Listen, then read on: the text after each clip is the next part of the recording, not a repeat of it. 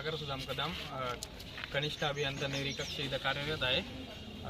आज वडगाव शिवार इथे एक ह्यूमन फॅटल झाल्याचं समजले। त्या संदर्भात आम्ही इलेक्ट्रिकल इन्स्पेक्टर यांना कळवले असून त्यांच्या अहवालानुसार जे काही प्रोसेस आहे ती होईल, पण सद्यस्थितीमध्ये जी तातडीची मदत आहे ती आम्ही संबंधित जे किती रुपयाची मदत केली तुम्ही?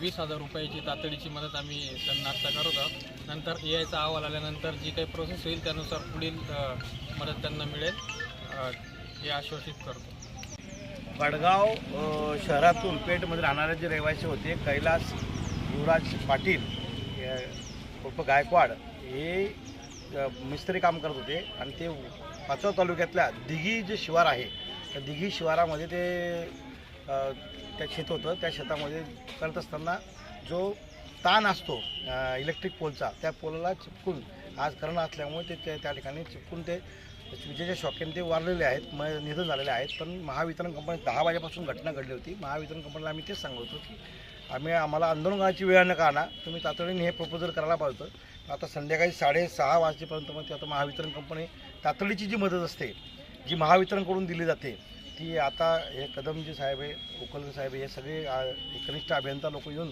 यांनी त्या वारसाला दिलेले आहे।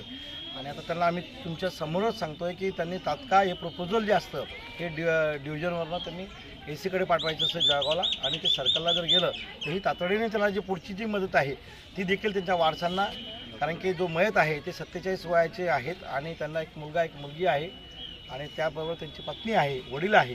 जबाबदारी त्यांच्यावर खूप मोठी होती। महावितरण कंपनीने त्याची सहानुभूती घेऊन तात्काळ मदत त्या ठिकाणी आता पुढची करावी अशी मी त्यांना विनंती करतो।